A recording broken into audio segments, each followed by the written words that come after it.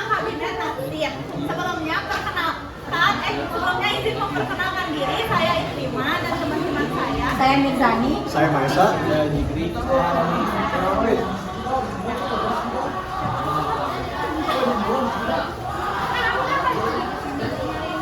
Waktu pemerintahan Kabinet Natsir bertugas dari 7 September 1950 sehingga 21 Maret 1950.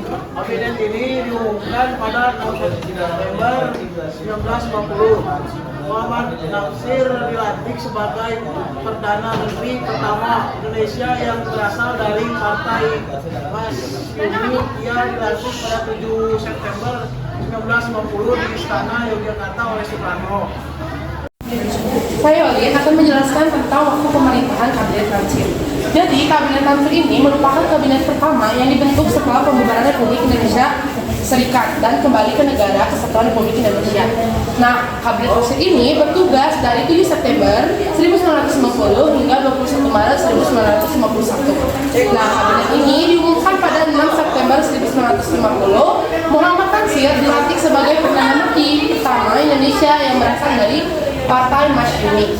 Nah, ia dilantik oleh Soekarno pada 7 September 1950 di Istana Yogyakarta. Ya, adalah pusaka partai koalisi. Kabinet Natsir kemudian merupakan kabinet koalisi dengan Partai Masyumi sebagai inti utamanya. Namun, PMI tidak mendapatkan posisi dalam kabinet tersebut. Sebagian besar anggota kabinet berasal dari Masyumi, namun tetap terdapat beberapa anggota kabinet non partai. Sudah ada partai oposisi. Kabinet Natsir kemudian merupakan kabinet koalisi dengan Partai Masyumi sebagai inti utamanya, namun ini tidak mendapatkan posisi dalam kabinet tersebut sebagai anggota kabinet berasal dari Masyumi, namun tetap terdapat beberapa anggota kabinet non partai. Nah, selanjutnya ada kebijakan-kebijakan dari Kabinet Natsir. Yang pertama itu mempersiapkan dan menyelenggarakan pemilu pertama setelah kemerdekaan. Terus juga berusaha untuk mengubah struktur ekonomi kolonial menjadi ekonomi nasional yang mandiri, yang mana itu fokus kepada pembangunan dalam negeri dan mengurangi ketergantungan pada produk impor. Nah, terus juga ada mengikuti kebijakan politik luar negeri yang tidak berpihak pada blok barat atau timur.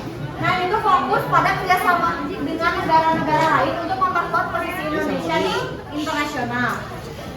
Yang keempat ada mempercepat peningkatan kualitas dan kuantitas pendidikan di seluruh lapisan masyarakat. Pada Kabinet Natsir, pada masanya Kabinet Natsir ini fokus pada penyediaan fasilitas pendidikan dan juga peningkatan kompetisi guru. Lalu juga Kabinet Natsir ini mengatasi berbagai pemberontakan yang terjadi di berbagai daerah.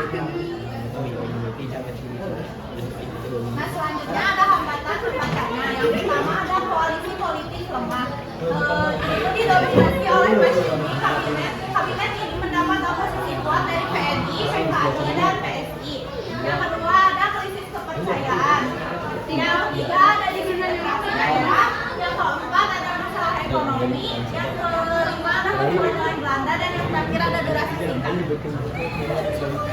Kemudian ada faktor kejatuhan. Apa aja sih faktor kejatuhan dari Kabinet Natsir ini? Yang pertama adanya kegagalan dalam menyelesaikan masalah Irian Barat. Pemerintahan Natsir pada saat itu Kabinet Natsir melakukan konferensi dengan Belanda tentang kepemilikan Irian Barat. Namun setelah panjangnya berdebat, Indonesia kalah dan Belanda tidak mau memberikan Irian Barat. Kemudian adanya emosi tidak dipercaya dari parlemen. Pemerintahan Natsir mengesahkan peraturan nomor 39 tahun 1950 mengenai kepemilikan Dewan Perwakilan Daerah dan Kota Praja. Sebenarnya peraturan tersebut dikeluarkan Kabinet Bung Hatta pada 15 Agustus 1950. Namun peraturan tersebut baru disahkan pada masa Kabinet Natsir. Hal itu membuat emosi tidak percaya serta berbagai polemik. Kemudian adanya tekanan yang semakin besar. Saat itu banyak gerakan kedaerahan yang berusaha melakukan pemberontakan kepada pemerintah, misal gerakan DITI, gerakan Andi Aziz, gerakan APRA, dan gerakan RMS. Berbagai desakan dari TNI pun menjadi tekanan yang menjadi besar. bagi kabinet Nasir. Hal-hal tersebut menjadi penyebab jatuhnya kabinet Nasir. Nah, di sini ada foto-foto yang udah didokumentasikan waktu pada masa kabinet Nasir. Nah, mungkin cukup sekian presentasi dari kelompok kami. Mohon maaf bila ada kesalahan. Wassalamualaikum warahmatullahi wabarakatuh.